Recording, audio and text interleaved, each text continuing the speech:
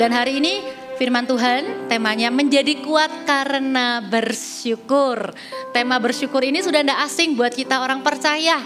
Tapi kita mau lihat kembali apa kerinduan hati Tuhan buat kita ya. Kita buka sama-sama 1 Tesalonika 5 ayat yang ke-16 sampai 18. Ini ayat yang pendek-pendek tapi semuanya penting-penting gitu ya. 1 Tesalonika 5 ayat 16 sampai 18. Kita baca sama-sama ya 3 ayat ini. 1, 2. Saya noleh dulu.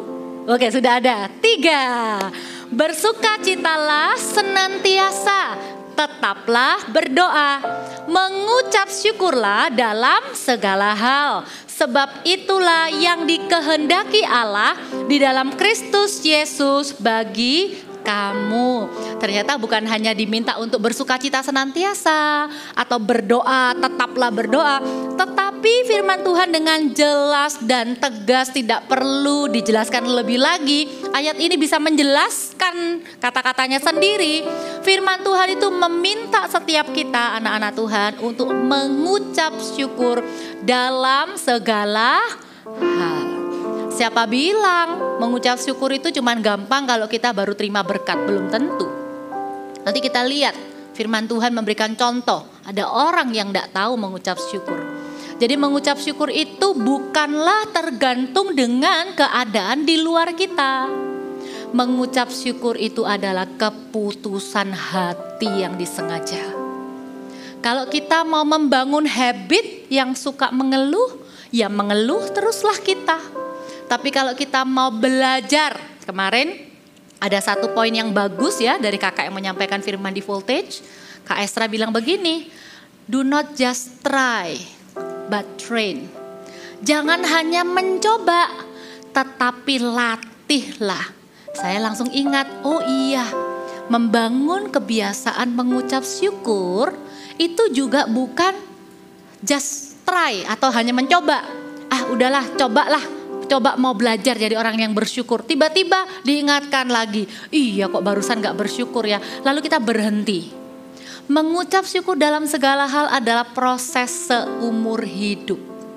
Keputusan hati yang harus kita ambil daily. Bahkan bukan cuma daily. Bahasanya apa ya? Hourly. Gak ada ya bahasa Inggris itu ya. Bukan cuma setiap hari. Tapi setiap jam. Tapi setiap menit. Bahkan setiap detik. Kalau hati kita mengerti prinsip-prinsip ucapan syukur, maka kita akan mengerti bahwa mengucap syukur dalam segala hal itu possible. Mungkin, bisa. Dan memang kita sedang berjuang ke arah sana.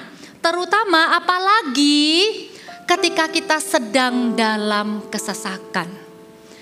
Tuhan rindu banget kita ini menjadi kuat dalam hidup ini. Bukan cuman karena dengar kata-kata menguatkan dari teman-teman kita. Bukan cuman karena ada orang yang memberi semangat kepada kita. Tapi kita menjadi kuat karena kita tahu bagaimana bersyukur. Ya, kita buka ayat firman Tuhan. Dikatakan di Amsal 24 ayat yang ke-10. Amsal 24 ayat yang ke-10 kita baca sama-sama ya. 1, 2, 3. Jika engkau tawar hati pada masa kesesakan, kecillah kekuatanmu.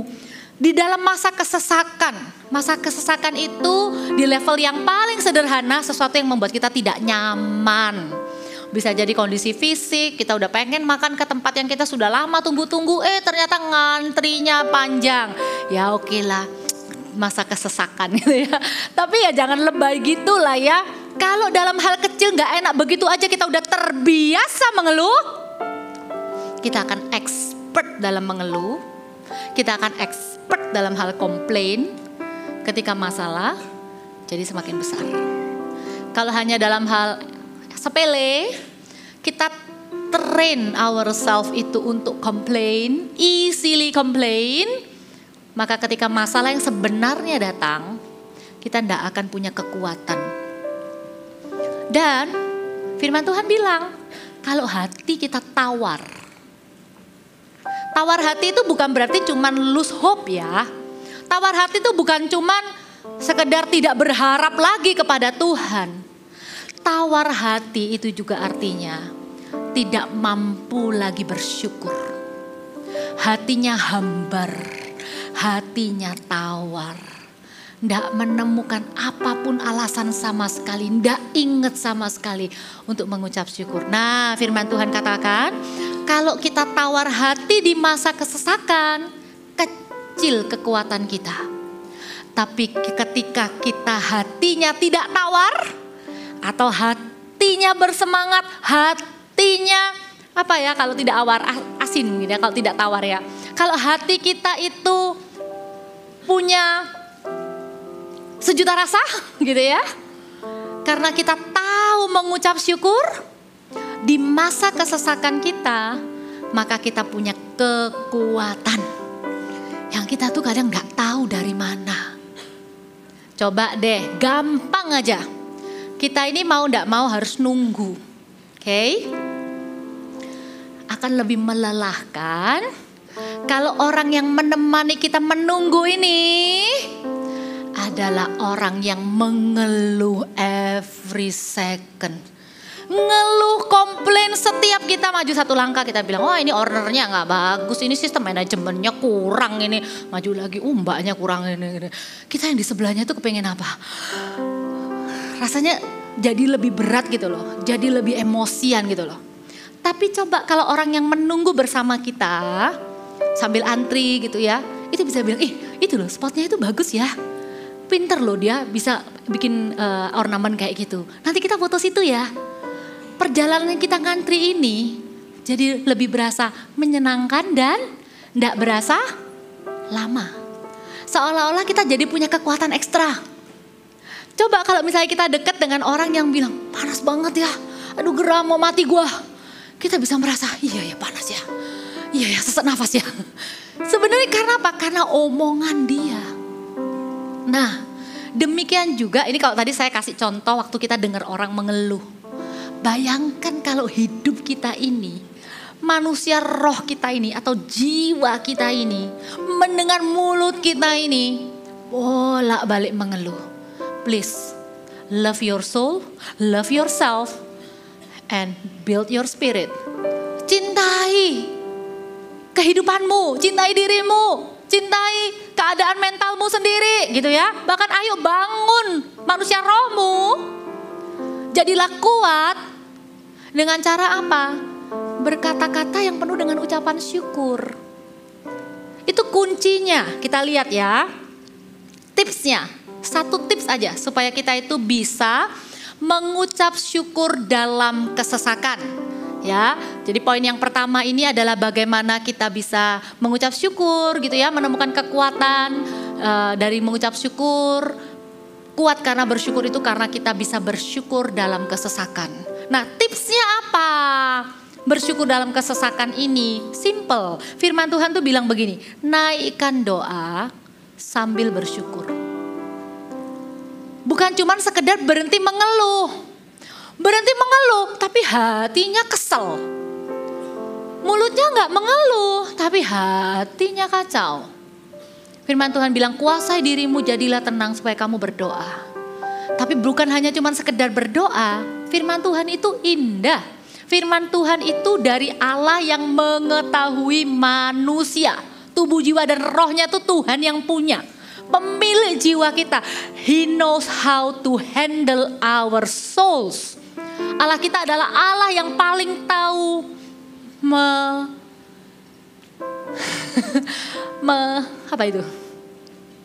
mengelola jiwa kita. Paling tahu bagaimana caranya kita itu memperlakukan jiwa kita. Allah kita tuh paling tahu. Makanya firman Tuhan bilang begini, Filipi 4 ayat yang ke-6 sampai 9. Semoga ayat demi ayat ini menguatkan setiap kita. Dikatakan begini, janganlah kamu khawatir tentang apapun juga. Tetapi nyatakanlah dalam segala hal keinginanmu kepada Allah. Perhatikan, dalam doa dan permohonan dengan ucapan syukur. Kita kadang kalau baca ayat ini, kita cuma fokus ke kata apa? Jangan khawatir. doa aja. Ternyata firman Tuhan itu nggak bilang doa aja. Tuhan itu juga bilang kalau kamu khawatir, kalau kamu sedang dalam kesesakan, kamu bingung, pernah ngalami kekhawatiran? Sesak ya rasanya ya. Kekhawatiran itu ketika everything happen out of control. Kalau sesuatu tuh kita tidak bisa kontrol, kita tidak bisa kendalikan, di situ kita khawatir. Kalau kita bisa kendalikan, pasti kita nggak khawatir. Gampang, nanti papa urus. Gak mungkin khawatir. Tapi ketika terjadi sesuatu yang tidak diharapkan dan di luar kendali kita, waktu kekhawatiran mulai muncul, di situ hati mulai sesak. Karena apa? Karena kita tahu kita tidak bisa berbuat apa-apa. Karena kita tahu ini bukan karena usaha kita. Belum tentu berhasil. Gimana ini caranya? Khawatir kita. Khawatir tentang masa depan. Nanti kalau tua aku bagaimana? Aku dipelihara siapa? Khawatir tentang anak mau berangkat keluar kota. Nanti di sana siapa yang jaga, siapa yang ngingetin kalau sakit dia bagaimana? Cicilan dan lain-lain, kita khawatir. Dan kekhawatiran itu menyesakkan hati. Tapi firman Tuhan bilang dengan jelas, kalau kita khawatir, nyatakan kepada Tuhan dalam segala hal keinginanmu. Tuhan itu baik. Kalau berurusan dengan kekhawatiran, Tuhan tuh bilang naikkan keinginanmu. Karena orang yang khawatir, keinginannya itu tidak akan aneh-aneh. Biasanya Tuhan tuh bilang, Allahku akan memenuhi segala kebutuhanmu, bukan keinginanmu. Tapi kenapa kalau hal khawatir, Tuhan bilang naikkan keinginanmu. Karena kalau orang yang khawatir, keinginannya apa? Supaya kekhawatirannya tidak terjadi. Waktu orang khawatir berdoa, waktu orang sesak tuh berdoa, pasti yang dia inginkan adalah Tuhan melepaskannya, Tuhan menolongnya, Tuhan meluputkannya, Tuhan membelanya, Tuhan memberkatinya, benar? Dan keinginan ini kata Tuhan naikkan di dalam doa permohonan dengan ucapan syukur. Jangan hanya berdoa, tapi bersyukur. Mengapa? Supaya doa tidak menjadi hanya sebagai tuntutan di dalam nama Tuhan Yesus Kristus. Doa itu bukan tuntutan Bapak Ibu Saudara. Doa itu komunikasi dengan Tuhan. Doa itu berbicara dengan Allah. Memang boleh kok kita tuh minta. Tuntutan doa itu hanya akan menjadi sebuah tuntutan kalau kita tidak mengucap syukur. Bagaimana kita bisa kuat di dalam kesesakan, bersyukur dalam kesesakan, berdoa sambil mengucap syukur. Caranya bagaimana? Misalnya waktu kita berdoa, kita bilang Tuhan, aku khawatir ini itu. Tapi bilang, tapi thank you loh Tuhan. Waktu lalu itu, waktu dia ini sakit, Tuhan itu kirim dokter yang baik. Jadi waktu itu cepat keluarnya dari rumah sakit. Jangan lupa waktu kita berdoa, Tuhan sembuhkan anakku. Bilang terima kasih sama Tuhan. Makasih ya Tuhan, dia ini gampang prosesnya, minum obatnya enggak susah. Terima kasih ya Tuhan, kami minta ya Tuhan anak ini sembuh. Tapi terima kasih ya Tuhan, kami jadi lebih sering berdoa bersama keluarga. Tambahkan ucapan syukur waktu kita menaikkan doa. Maka yang terjadi di ayat-ayat selanjutnya baru akan digenapi. Yaitu apa? Damai sejahtera Allah yang melampaui segala akal akan memelihara hati dan pikiranmu di dalam Kristus Yesus. Sekarang kita tahu ya, kenapa orang sudah berdoa, tapi kok masih pikirannya kacau? Jangan-jangan karena doanya tidak disertai dengan ucapan syukur. Kuasa pengucapan syukur itu bisa mendatangkan damai sejahtera yang melampaui segala akal. Dan damai itu bukan cuman muncul tiba-tiba atau sebentar saja. Tapi firman Tuhan katakan damai sejahtera Allah yang melampaui segala akal itu akan memelihara. Will be continuously. Akan memelihara, akan ada terus memelihara itu bukan cuma sekali memberi makan. Itu namanya feeding. Tapi kalau memelihara itu artinya taking care of your soul during the time of suffering. Maka damai sejahtera itu akan menyertai kita sepanjang kesesakan itu belum selesai. Makanya kita tetap bisa bersyukur kepada Tuhan di tengah-tengah masalah yang berat sekalipun. Karena damai itu kuncinya di hidup kita adalah doa dan ucapan syukur. Banyak-banyak bersyukur ya, amin. Ya, ayo kita latih diri kita. Latih diri kita untuk banyak-banyak mengucap syukur. Bukan bilang gini ya, syukur, syukur. Bukan. Mengucap syukur itu artinya bilang gini, terima kasih Tuhan. Ayo bilang sama-sama, terima kasih Tuhan. Itu lo bersyukur, nanti kita bilang, terima kasih lo Tuhan. Dapat konsumen baru. Terima kasih ya Tuhan. Anaknya yang sudah seharian bikin kesel, tidur. Aduh, energinya banyak, sehat. Terima kasih Tuhan. Kalau Anda hidupi hidup ini dengan melatih diri Anda mengucap syukur, maka damai sejahtera itu tidak akan meninggalkan Anda. Selalu temukan alasan untuk mengucap syukur. Sekalipun belum selesai masalahnya, minta sama Tuhan. Ayo, jadilah sengaja untuk menemukan kebaikan Tuhan. Jangan pikir, itu kebetulan. Ayo jadi lebih teliti untuk melihat, ini kalau bukan Tuhan tidak mungkin. Ini Tuhan. Ini pasti Tuhan. Lebih baik kita begitu daripada kita apatis lalu kita merasa itu kan kebetulan, belum tentu. Belum tentu. Nanti paling habis ini berubah lagi bla bla bla. Daripada kita begitu, ayo syukuri setiap progresnya. Syukuri setiap progresnya. Kenapa? Karena firman Tuhan itu berjanji bahwa Allah kita adalah Allah yang turut bekerja di dalam segala sesuatu, mendatangkan kebaikan bagi setiap kita. Percayalah bahwa ketika kita masih ada di tengah-tengah proses, di tengah-tengah kesesakan itu, Tuhan itu tidak nganggur. Itulah yang buat kita anak Tuhan itu selalu penuh dengan damai sejahtera dan terus berharap sama Tuhan. Dan mudah untuk mengucap syukur. Karena kita tahu our God is a working God. Allah yang bekerja. Allah itu bukan cuma duduk di tahta. Belum ya? Kamu mau minta ya? Tunggulah, nantilah, tak lihat dulu usahamu. Saya tuh merenungkan ayat ini ya. Please Bapak Ibu, ketahuilah bahwa Allah kita itu adalah Allah yang turut bekerja dalam segala sesuatu di kehidupan kita. Tujuannya untuk mendatangkan kebaikan buat kita. Kalau itu belum baik, berarti belum selesai.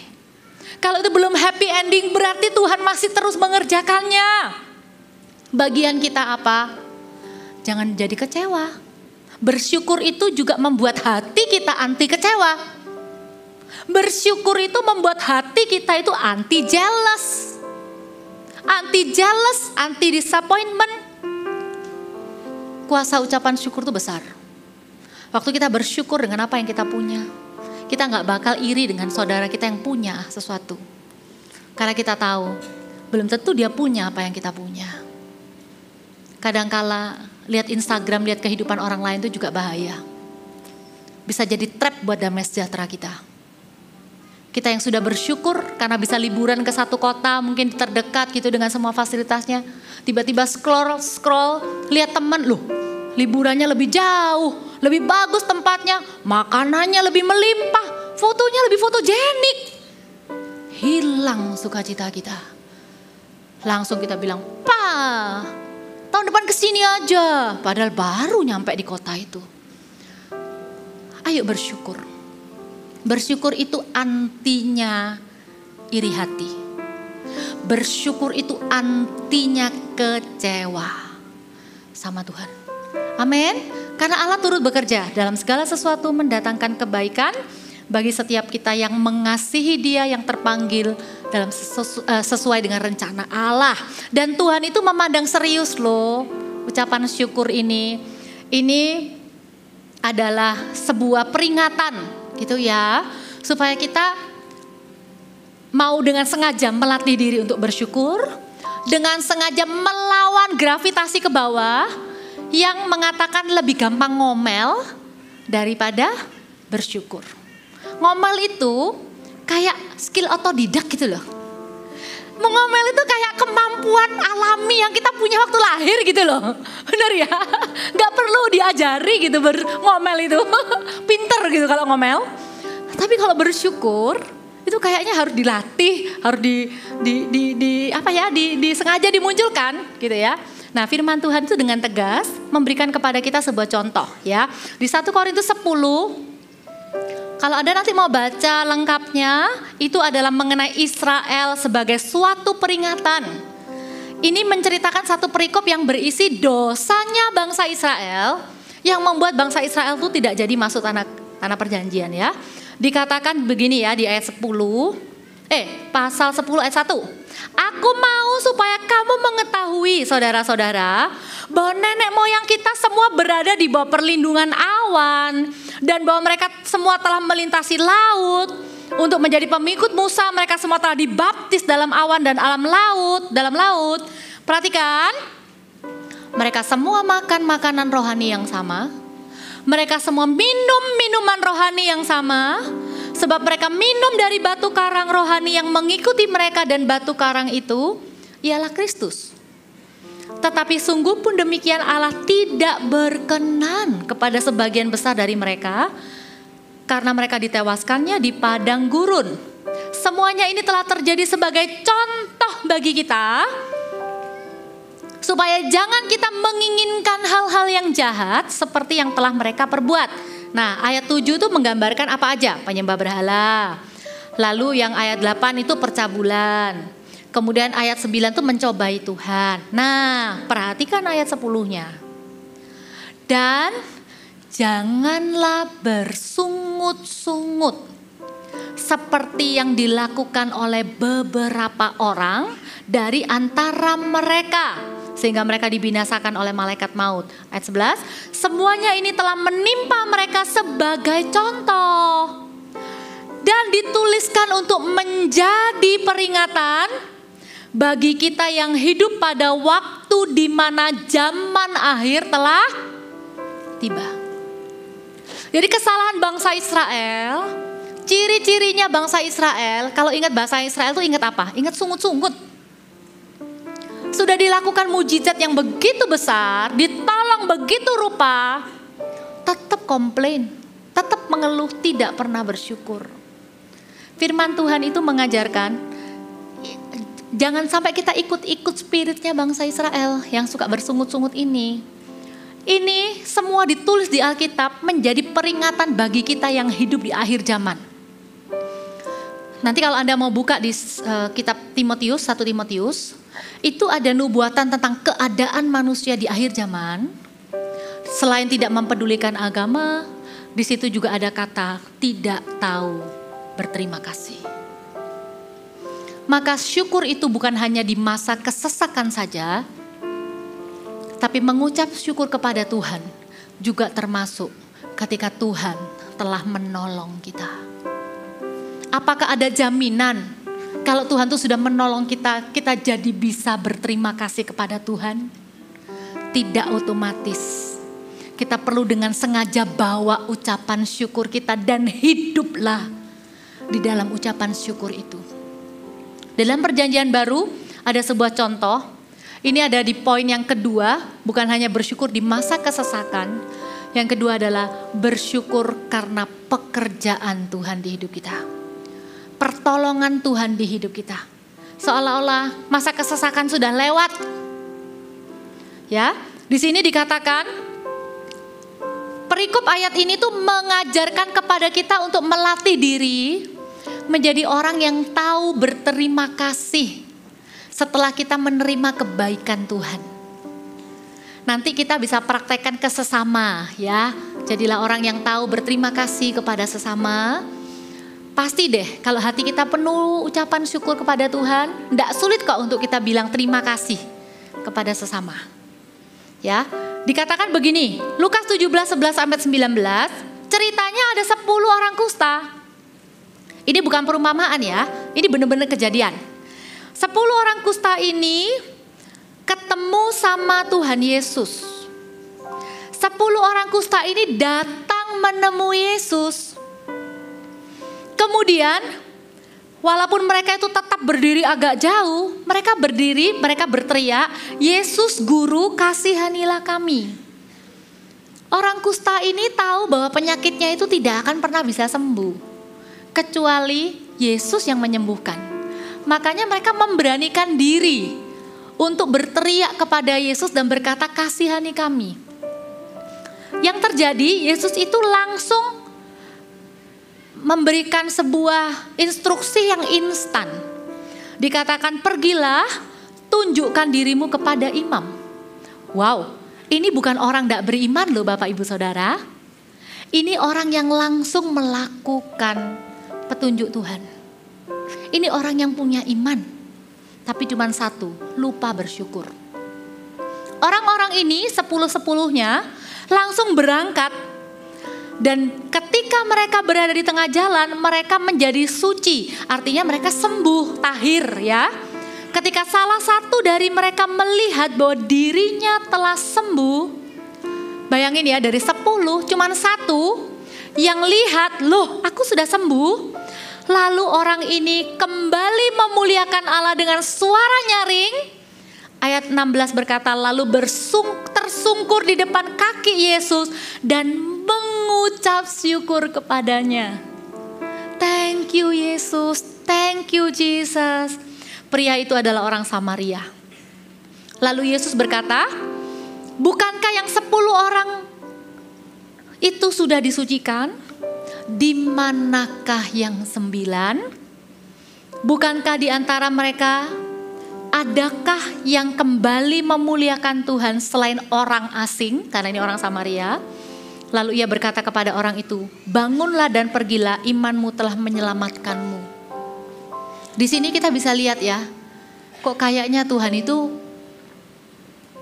mencari ucapan terima kasih kita ya. Iya memang. Tuhan itu tidak mau kita melupakan kebaikannya dengan begitu cepat. Hanya karena kita sudah menerima pertolongan tangannya. Lalu kita lupakan pribadinya. Yang dia inginkan itu waktu tangannya bekerja, hatinya menerima kita. Kita melekat kepada pribadinya Tuhan.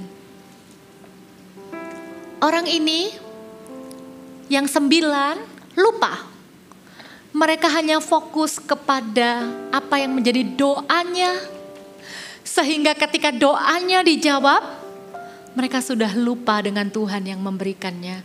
Lupa berterima kasih, dan ternyata kebiasaan lupa berterima kasih ini bukan hanya menjadi sebuah karakter yang paling enggak dia jadi orang yang enggak dijauhin teman karena suka komplain. Paling-paling Tuhan ya sebel-sebel gitu ya. Kok enggak tahu berterima kasih.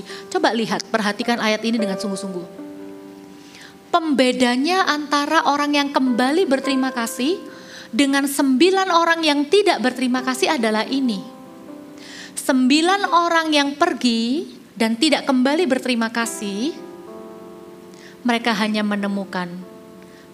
mendapatkan kesembuhannya. Tapi orang yang kembali untuk tersungkur menyembah, mengaku Yesus adalah Tuhan, bersyukur kepadanya, dia memperoleh keselamatan jiwanya. Karena Tuhan Yesus bilang, pergilah, imanmu bukan menyembuhkan, tapi menyelamatkanmu. Jangan anggap enteng ucapan syukur kepada Tuhan. Waktu kita ada masalah, bersyukur Tuhan menyertai. Waktu kita diberkati, selalu ingat bahwa sumber berkat kita itu adalah Tuhan. Supaya ketika kita mengalami perbuatan tangan Tuhan yang ajaib, kita ditolong, kita dipromosi, kita diberkati. Kita tidak dapati menjadi orang yang lupa berterima kasih, kita lupa akan pribadi Tuhan, kita lupa kembali tersungkur dan bersyukur seperti 1 orang kusta ini. Maka jiwa kita akan menghilang dari hadirat Tuhan juga. Karena kita sudah dapatkan apa yang kita inginkan Bapak Ibu. Apa yang kita inginkan hari ini? Pekerjaannya atau pribadinya? Inginkan Tuhan lebih dari kita menginginkan pertolongannya. Kenapa kita bisa bersyukur dalam segala hal? Karena kita tahu Allah turut bekerja. Waktu kita bersyukur di masa kesesakan, kita dapat kekuatan yang baru. Tapi kita bisa bersyukur juga atas pertolongan Tuhan. Bahkan sekalipun kita ini tidak bisa melihat apa-apa, kita tidak bisa lihat bukti pekerjaan Tuhan di hidup kita. Kita tidak bisa lihat apa yang kita minta itu kayak mulai digenapi dikit-dikit menuju penggenapan. Tetap kok kita bisa mengucap syukur. Alasan kita bisa mengucap syukur dalam segala hal yang tidak ada kaitannya dengan kita dalam kesesakan atau kita sedang ditolong atau tidak, adalah ketika kita mengucap syukur karena pribadi Allah sendiri. Tidak ada hubungannya dengan apa yang dia sudah atau belum lakukan dalam kehidupan kita. Daud itu mengajari kita nilai yang mulia. Daud itu bilang begini, 1 Tawarik 16 ayat 34, ini ayat yang terakhir. Bersyukurlah kepada Tuhan sebab Ia baik. Bahwasanya untuk selama-lamanya kasih setianya. Alasan kita bersyukur kepada Tuhan bukan karena doa kita dijawab. Alasan kita bisa bersyukur sama Tuhan bukan semata-mata karena kita ditolong sama Tuhan. Alasan utama kita bisa mengucap syukur kepada Tuhan, kata pemazmur Daud, adalah karena Dia adalah Allah yang baik. Dan selama-lamanya Dia Allah yang setia. Dengan demikian, tidak ada alasan untuk kita tidak bisa mengucap syukur. Amin. Amin. Terimalah kekuatan Anda dalam ucapan syukur. Anda akan menguatkan orang lain. Anda tidak sendiri. Walaupun Anda udah mulai merasa, kadang orang tuh kalau sudah menjadi lebih usianya lebih tua, anak-anak sudah besar, anak-anak sudah mandiri, anak-anak sudah punya kesibukan. Kadang-kala kita merasa sendiri. Ayo bersyukur.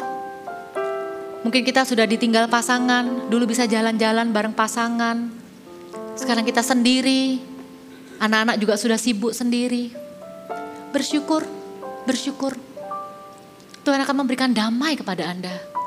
Bersyukur karena Dia Allah yang baik. Bersyukur karena kasih setianya tidak berubah selama-lamanya. Amin.